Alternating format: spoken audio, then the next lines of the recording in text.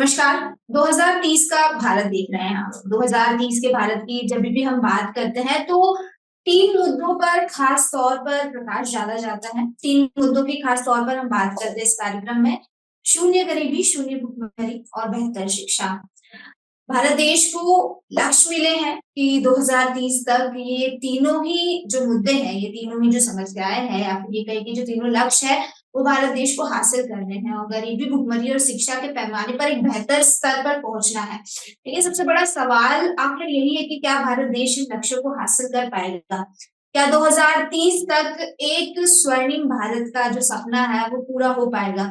तो इसी सवाल को लेकर हम हमेशा नए-नए चेहरों से चर्चा करते हैं। आज हमारे साथ जो मौजूद है मैं बता दूं कि एआईएमआईएम पार्टी के प्रवक्ता और बिहार से हमारे साथ आदिल हसन जी मौजूद है। सबसे पहले तो सर आपका बहुत-बहुत स्वागत है गुजराती। Good morning.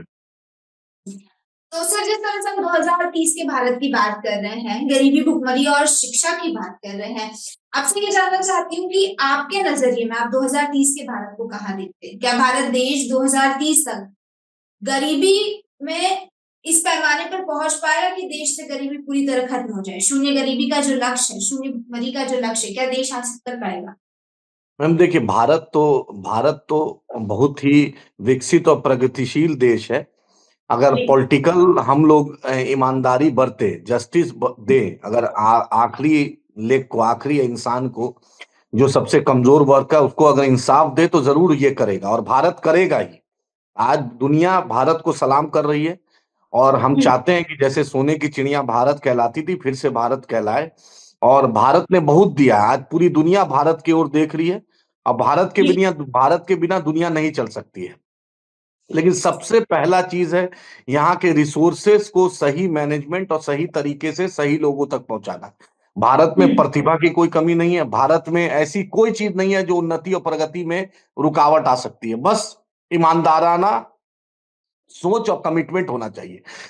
ये रिट्रिक नहीं होना चाहिए, भाषण तक महदूद नहीं होना चाहिए। किसी ने कहा गरीबी हटाओ, फिर कहा कि मैं 15 गरीबी हटाओ भारत बचाओ, जो स्लोगन था। उसके बाद मैं सबसे ज्यादा भारत के विकास और उन्नति और प्रगति में कुछ लोग हैं जो उसका नाम जरूर लेना चाहता हूं। एक पंडित नेहरू, जिन्होंने भारत का जो निर्माण 1947 जब देश आजाद हुआ था, उन्होंने जो निर्माण दिया, उन्होंने जो कंट्रीब्यूशन दिया, एम्स है, आईआईएम है, उसके बाद आईआईटी है, और जो बड़े बड़े इंस्टीट्यूट है, और जो इसरो है, ये सब चीज जो देन है भारत की, उसके चलते बहुत भारत को मदद मिली। एक मॉडर्न इंडिया का जो कल्पना था वो पंडित नेहरू जी की देन है। और हम लोग के पहले शिक्षा मंत्री मौलाना अबुल कलाम आजाद साहब की देन है, जो शिक्षा के प्रति जो उन्नति, और सरदार पटेल ने जो भारत को एक मजबूत भारत बनाने की कोशिश की, और जिसके चलते भारत बना, ताकि जो आसपास के जो देश है उसको ये मैसेज जाए कि भारत भारत है। भारत का जो नाम जो है, जो जलवा है, वो हमेशा कायम रहेगा। और हमारी दुआ है कि क़यामत के सुबह तक भारत नंबर 1 रहे और रहेगा इंशाल्लाह। लेकिन उसके बाद एक शख्स को नहीं भूल सकते, अभी पिछले महीना उनका देहांत हुआ, डॉक्टर मनमोहन सिंह साहब को, उनको हम नहीं भूल सकते। उन्होंने जो मॉडर्न इंडिया, जो प्राइवेटाइजेशन में जो जॉब क्रिएशन, और जो भारत को एक एक जो रिसोर्सफुल बनाया, जो वर्ल्ड मैप में जो उन्नति और प्रगति में लाने में डॉक्टर मनमोहन सिंह साहब का भी बहुत योगदान है। उन्होंने एक बड़ी आबादी को, लगभग 20 करोड़ से ऊपर की आबादी को गरीबी हटाया। नहीं, बिल्कुल अफसोस जो ये है हो रहा है। काफी प्रयास किए जा रहे हैं गरीबी हटाने के लिए। ठीक है। कई सारे अच्छे पॉलिटिशियंस आए, कई सारे पॉलिटिशियंस ने बहुत सारे काम भी किए, अलग अलग पार्टीज ने भी बहुत सारे काम किए गरीबी हटाने के लिए। और आंकड़ों की अगर मैं बात करूं तो आंकड़ों में भी बताया जाता है कि कई करोड़ लोगों को गरीबी से बाहर निकाला गया है। लेकिन जब हम जमीन पर जाकर देखते हैं तो जमीनी स्थिति कुछ और बयां करती है। आज भी हम देखते हैं कि फुटपाथ पर बच्चे सो रहे हैं, 2 वक्त की रोटी तक नसीब नहीं हुई है। शिक्षा की अगर मैं बात करूं तो शिक्षा की भी बहुत ही ये कह सकते हैं कि दयनीय स्थिति है। शिक्षा दिन ब दिन महंगी होती जा रही है। ठीक है। और हर कोई शिक्षा को अफोर्ड नहीं कर पा रहा है, बेहतर शिक्षा नहीं मिल पा रही है बच्चों को। तो एक तरफ प्रयास कई किए जा रहे हैं, लेकिन वहीं दूसरी तरफ आंकड़े और जमीनी स्थिति दोनों ही एकदम अलग अलग नजर आ रही है। इस पर क्या कहना चाहेंगे? क्योंकि जिस नहीं तरह से मैम, अभी ये आप स्थिति नजर आ रही है, क्या इस हिसाब से हम देखें तो सच में 2030 तक भारत में गरीबी शून्य हो पाएगी? देखिए, मैं तो इकोनॉमिस्ट नहीं हूं, मैं तो पॉलिटिकल, हम लोग कमेंटेटर हैं। लेकिन ये दिली तमन्ना है कि भारत 2030 या 2025 ही में पूरे दुनिया में टॉप करे, ये तमन्ना है। लेकिन अब ये कि जो वही मैंने बोला, रिसोर्स का जो है, अभी देखिए हंगर इंडेक्स में हम 105 पे आ गए। जी 127 रैंक में 105 पे और घट गए हैं। पॉवर्टी में और हमारा रैंकिंग बढ़ गया, यानी और गरीबी बढ़ गई। आप देख रहे जी। हैं कि अब ये नौबत आ रही, 80 करोड़ लोगों को 5 5 किलो अनाज की नौबत आ गई, और जबकि आप जो टॉप आपका जो 1% आबादी के पास पूरी दुनिया में जितना वेल्थ है, उसमें 50 100 लोग ऐसे हैं जो पूरी दुनिया का वेल्थ उन्हीं के पास है जो भारतीय हैं। आप जान नहीं है अच्छे से। लेकिन सरकार को तो ये करना, उनका करोड़ों करोड़ों लोन माफ हो रहा है, लेकिन जो बेचारा किसान ट्रैक्टर ले रहा है, जो किसान खेती ले रहा है, उसके लिए आप नहीं ले रहा है। डालेंगे इस चीज पर? मैम चाहते, आप जान ही रही हैं, जैसे जैसे जिन्होंने हमारे परम आदरणीय प्रधानमंत्री जी को चार्टर्ड प्लेन दिया चुनाव से पहले, तो वो तो रिटर्न वापस वसूलेंगे ही। तो हमारा कहना, इंसाफ होना चाहिए। प्रधानमंत्री जी ने एक आदमी पर पूरे भारत को, अब पहली बार ऐसा हुआ कि कोई प्रधानमंत्री जाकर किसी इंडस्ट्रियलिस्ट की वकालत कर रहा है, सेल्समैन बन गया है। अरे एक प्रधानमंत्री पद की गरिमा होती है। प्रधानमंत्री जो मनमोहन सिंह साहब थे, वो पद था। उन्होंने जो किया, देखिए पूरी दुनिया सलाम करती थी। बड़े बड़े राष्ट्रीय अध्यक्ष उनसे इकोनॉमिक्स में मशवरा लेते थे। लेकिन जो प्रेजेंट सिनेरियो, हमारे परम आदरणीय जो प्रधानमंत्री हैं मोदी जी, उनको बोलिए, हमारा ये अनुरोध है उनसे कि एक इंडस्ट्रियलिस्ट का हर जगह, भाई आप ही बोलिए, जिस राफेल में अनिल अंबानी को एक तजुर्बा नहीं था, राफेल का एक उन्होंने कांटी एक सुई नहीं बनाया, उनको आपने राफेल दे दिया। आप देख रहे हैं अभी उनको सोलर एनर्जी में हजारों करोड़ का प्रोजेक्ट आप दे रहे हैं। आप देख रहे हैं अदानी को इलेक्ट्रिसिटी और पोर्ट दे रहे हैं, एयरपोर्ट दे रहे हैं। भाई देश अदानी और अनिल अंबानी से नहीं चलता है। देश तो आम किसान जो 60 से 65% भारतीय है, वो कृषि पर निर्भर है। आपने एमएसपी की बात की थी, एमएसपी आपने नहीं किया। आपने किसानों की आय का दुगना करने की बात की, नहीं किया। आपने 15 लाख काला धन वापस लाने के आपने नहीं किया। आपने 2 करोड़ रोजगार देने की बात की, आपने नहीं किया। आपने हाई कोर्ट और सुप्रीम कोर्ट में जितनी भी जजेस की पद खाली था, उसको आपके नियुक्ति की बात की थी, आपने एक नहीं कहा। सवाल आपने कहा था कि मेरे मन में आ रहा है। ये तो खैर पूरे भारत देश की हम बात कर रहे हैं कि भारत देश में तमाम तरह की समस्याएं हैं। देखिए जैसा आपने कहा कि एमएसपी देने की बात की थी, लोन देने की बात की थी, ब्लैक मनी वापस लाने की बात की थी। तो मैं एक मुझे ये चीज ऐसी लगती है कि तमाम राजनीतिक पार्टियां आती हैं, अपने अलग अलग वादे करती है और चुनाव के बाद वो सारे ही वादे ठंडे बस्ते में चले जाते हैं। ये किसी एक पार्टी का ही सिर्फ ऐसे कि किसी एक पार्टी पर इस तरह का आरोप नहीं लगाया जाता। हर हर हमेशा हर राजनीतिक पार्टी द्वारा यही चीज की जाती है। अक्सर देखा जाता है कि आती है जनता को कहती है मुफ्त की रेवड़ियां बांटा, काफी ज्यादा प्रचलित हुई थी ये मैम बात, देखिए, और ये अक्सर होता है मुफ्त की रेवड़ियां बांटी जाती है और उसके बाद लेकिन कुछ काम होते हुए दिखाई नहीं देता है सही तरीके से। ठीक मैम है, आप चाहे वो आपकी सत्ताधारी पार्टी हो, मौजूदा पार्टी हो या कुछ पिछली पार्टी हो, समस्या इसमें ये है ना कि इसमें तो जनता पिस रही है। अब जनता क्या करे ऐसे में? नहीं, आपकी बात बहुत, आपकी चिंता और आपकी बातें बहुत सही है, क्योंकि जनता सबसे मजबूर है। अब यही यही एक विडंबना है कि बस हर कुछ को धार्मिक रंग दे दिया गया। अभी प्रयागराज में महाकुंभ हो रहा है। बहुत इससे बड़ा भारत के लिए, देश के लिए, दुनिया के लिए कुछ नहीं हो सकता है कि इतना बड़ा सम्मेलन हो रहा है। उसमें भी आप वीआईपी वीआईपी एंट्री कर दी है, उसमें वीवीआईपी एंट्री कर दी, उसमें सुपर वीवीआईपी एंट्री की। तो आम श्रद्धालु जो पूरे भारत से जा रहा है, उसको 10 10 किलोमीटर, 8 8 किलोमीटर, 7 7 किलोमीटर पैदल चलना, पर आप उसके लिए अलग इंतजाम कर देते। आखिर यही प्रधानमंत्री, यही कैबिनेट मिनिस्टर, यही गृह मंत्री दूसरे देश में जाते हैं तो एक आदमी के साथ में। लेकिन बिल्कुल आप जो इतनी उससे उसका उसका देखिए इकोनॉमिकल इंपैक्ट होता है। हम चाहते थे कि उससे जो डेवलपमेंट होता, जो देखिए हाँ, मनी सर्कुलेट होता, इतना बड़ा आयोजन था तो ट्रांजैक्शन अच्छा होता ना, देश की इकोनॉमी अच्छी होती ना। लेकिन आप उसको फिर से हर कुछ में वीवीआईपी कल्चर जो जोड़ देने से, आप जो उसकी सेंसिटी है, जो प्रोग्रेस का रेट है, उसमें एक अवरोधक बनता है। अब भारत तो, जब देखिए बांग्लादेश इतना छोटा देश है, इतना छोटा, उसकी जीडीपी देख लीजिए, उसका आप इंडस्ट्रियल इंडस्ट्रियल ग्रोथ देख लीजिए। हम तो लीडर है ना, हम तो कैप्टन थे ना। आखिर कैप्टन क्यों पीछे हो रहा है, ये देश को समझना चाहिए। भारत तो दुनिया को दिखाता था ना। भारत समझ लीजिए इतना मजबूत था कि अंग्रेज भारत आया तो हम लोग कुछ तब ना हम लोग के पास आया।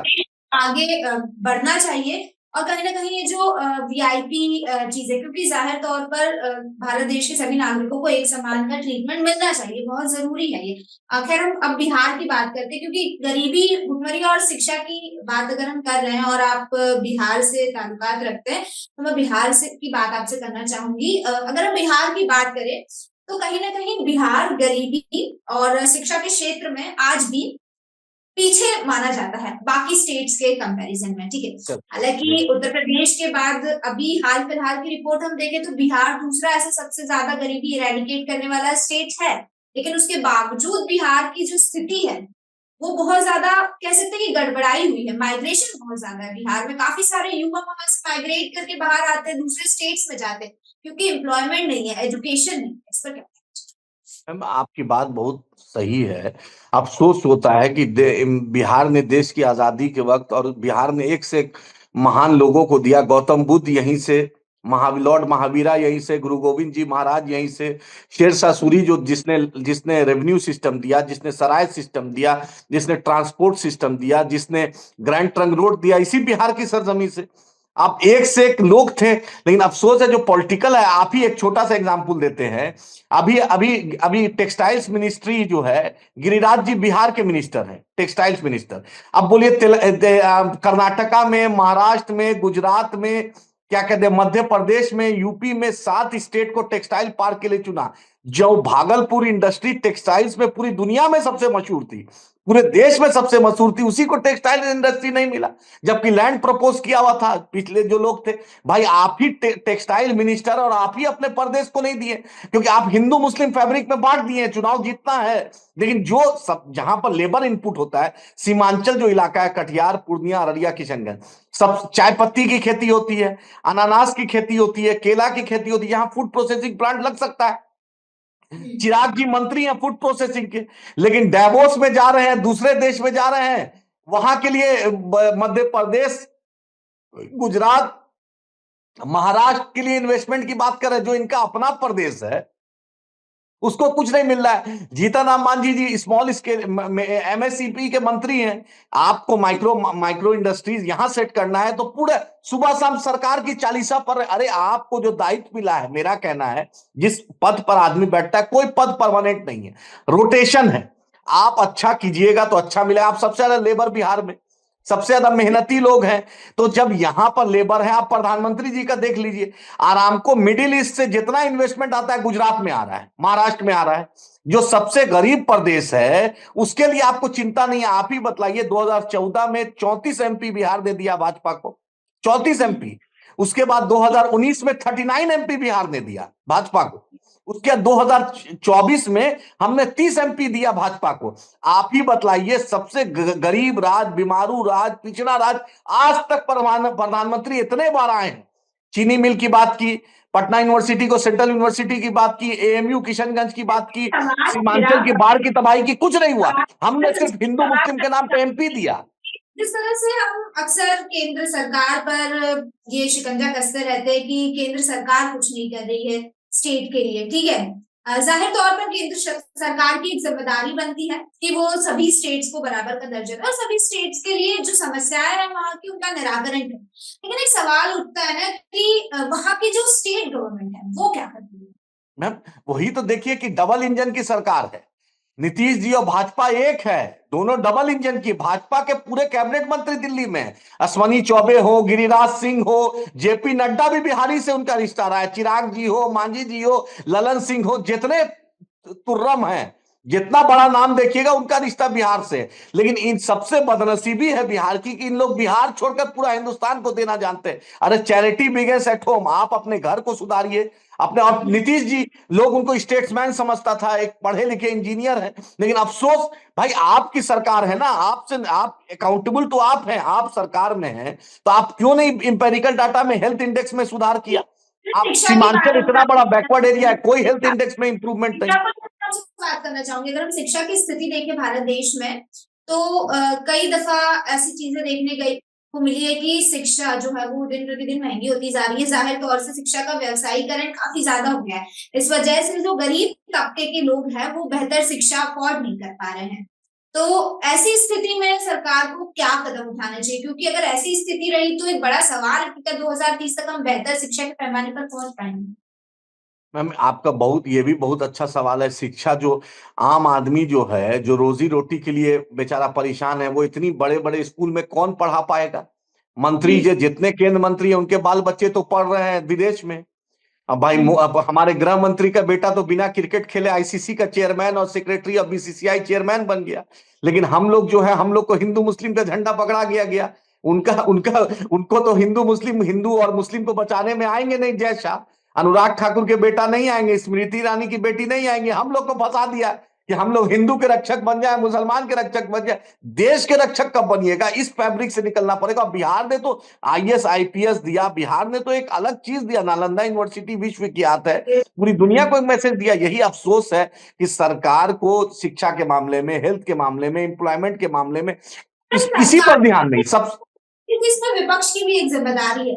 अगर हम ये वो था इक्वल रिस्पॉन्सिबल। सुनिए, बिहार को दोनों ने नाइंसाफी की है। अब बार आप सबने, देश का पहला राष्ट्रपति डॉक्टर राजेंद्र प्रसाद बिहार से, सब सरफरोशी की तमन्ना अब हमारे दिल में, स्वतंत्रता सेनानी जिसने लिखा था बिस्मिल अजीमाबादी, वो बिहार से। बिहार ने हर कुछ दिया। महात्मा गांधी को महात्मा गांधी बनाने वाला बिहार है। वो पहले मोहनदास करमचंद गांधी थे। जब चंपारण आए थे 1920 में, तो महात्मा का लकब दिया। अंग्रेज के खिलाफ उन्होंने लड़ा, तो पहली लड़ाई अंग्रेजों के खिलाफ महात्मा गांधी लड़े, तो वो आके बिहार से लड़े। उनको लकब मिला, उनको पब्लिक ने खिताब दिया कि महात्मा गांधी, यही बिहार की भूमि ने दिया। लेकिन अफसोस है कि हमारी बदनसीबी है कि हम केंद्र और स्टेट के झगड़े में, कभी अपोजिशन और रूलिंग पार्टी के झगड़े में, जो पोटेंशियल है, जो यहाँ का सबसे बड़ा जस्टिस होना चाहिए मैम, जस्टिस आप नहीं दीजिएगा, आप नाइंसाफी कीजिएगा, तब आप तरक्की नहीं कर सकते। आप बोलिए पूरा छत्तीसगढ़ को पूरा कोयला आप एक दे दिया, एक समुदाय को, एक एक एंटरप्रेन्योर को, एक कैपिटलिस्ट को, वो हजारों करोड़ का दे दिया है। वो अनइक्वल हुआ है जी मैम, जो रिसोर्सेज का डिवीजन हुआ है वो अनइक्वल हुआ है, ऐसा आप कहना चाहते हैं? एकदम अनइक्वल।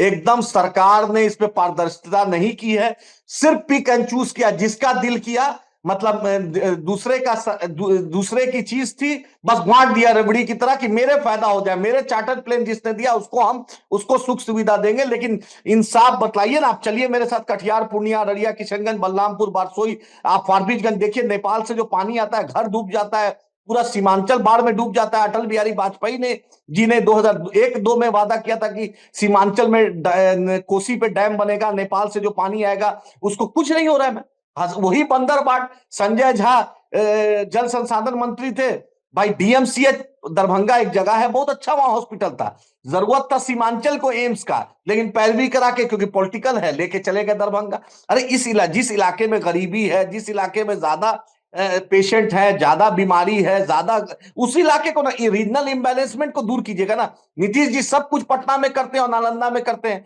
नालंदा में हेल्थ, स्पोर्ट्स यूनिवर्सिटी, शीशा का ब्रिज, जंगल सफारी, ऑर्डिनेंस फैक्ट्री, जितना कुछ होगा नालंदा में।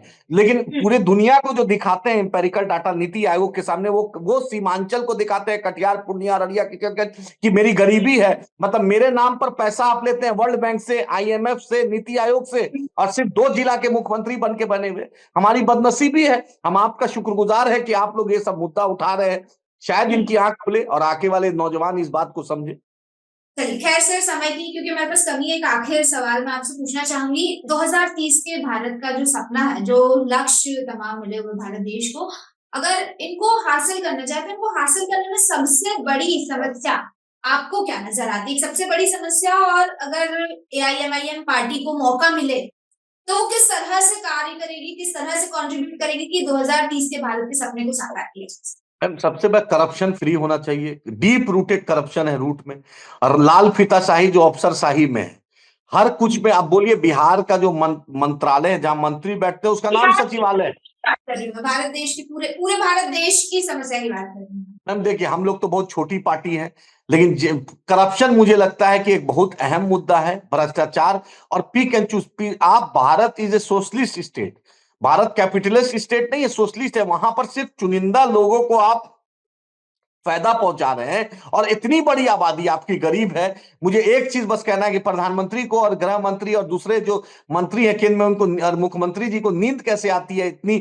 जब स्टेशन पर आप जाइएगा, बस स्टैंड पे जाइएगा, रोड पर, फुटपाथ पे देखते हैं इतने गरीब लोग सोए रहते हैं, और आपको रातों में नींद कैसे आती है अपने शीश महल और हवा महल में रह के कि इन गरीबों का क्या होगा। आपने संविधान का शपथ लिया, जिस बाबा साहेब अम्बेडकर ने संविधान में इक्वालिटी बोली, जस्टिस बोला, इंसाफ की बात की, वो उन्हीं के साथ इंसाफ नहीं। और जिसने देश की आजादी के लिए कुर्बानी दी उसको इंसाफ नहीं मिल रहा है, जिसने कुछ नहीं किया उसी को सब मलाई खाने को मिल रहा है। पार्टी को मौका मिलता है तो एआईएमआईएम पार्टी क्या करेगी इस चीज में? मैम हम तो देखिए, हम तो बहुत छोटी पार्टी है, हम कभी प्रधानमंत्री मुख्य। मैम नहीं, हमारा मौका मिलेगा तो देखिए हैदराबाद में हमें मौका मिला, हमने पहला मौका मिला तो एक दलित बिरादरी से हमने मेयर बनाया। हमने दारुसलाम खोला, वाहिद हिंदुस्तान में एक पॉलिटिकल पार्टी है जो हर दिन ऑफिस खुलता है। एमपी, एमएलए, एमएलसी, कॉर्पोरेटर 10 बजे से लेकर 2 बजे दिन तक हर दिन बैठते हैं। ये कहीं नहीं होगा और किसी सरकारी संपत्ति पर नहीं, मेरी अपनी निजी संपत्ति है। मेरा ऑफिस खुला है, वहां पर माथे पे टीका हो, सिर पे टोपी हो, पगड़ी हो या गले में क्रॉस हो, सबका इस्तकबाल है। हम चाहते हैं इंसाफ हो, भ्रष्टाचार मुक्त हो, लाल फीताशाही खत्म हो और जस्टिस टू ऑल हो, इक्वालिटी टू ऑल हो, तभी तरक्की कर सकता है। नहीं तो 2030, 25, 35 बोलने से कुछ नहीं होगा, आपको करके दिखाना पड़ेगा। एक चाय वाले से उम्मीद थी, उन्होंने चाय वाला बोलकर आया देश में, लेकिन चाय वाले ने, चाय की केतली गर्म थी लेकिन चाय ठंडी निकली, देश को कारोबारियों के हाथ में उन्होंने बेच दिया। उम्मीद है कि आगे जनता समझेगी और इन देश के साथ इंसाफ होगा और प्रगति, उन्नति जो 2030 का लक्ष्य है, हम क्या 2000 जितना जल्दी उसको उस लक्ष्य को प्राप्त कर सके। लेकिन जस्टिस, इक्वालिटी और करप्शन फ्री तभी कुछ हो सकता है, नहीं तो उसके बिना कुछ, ये मूल मंत्र है, इक्वालिटी, करप्शन फ्री। कहीं ना कहीं करप्शन एक बड़ा हाथ है, बहुत बड़ा मुद्दा है, के बीच में एक बड़ी समस्या है और इस समस्या का समाधान करना बहुत ज्यादा जरूरी है। जो 2030 के भारत का सपना हम लेके चले हैं, अगर इक्वली सारे रिसोर्सेज डिवाइड होंगे, अगर सब मिलजुल कर काम करेंगे, और जो आपने एक चीज कही कि बांट दिया जा रहा है जाति के आधार पर, उस चीज को अगर खत्म कर दिया जाएगा तो कहीं ना कहीं सब साथ मिलकर जाहिर तौर पर 2030 के भारत के सपने को साकार कर सकता है। और मैं उम्मीद करती हूँ कि 2030 के भारत का सपना एकदम जरूर होगा इंशाल्लाह। शुक्रिया।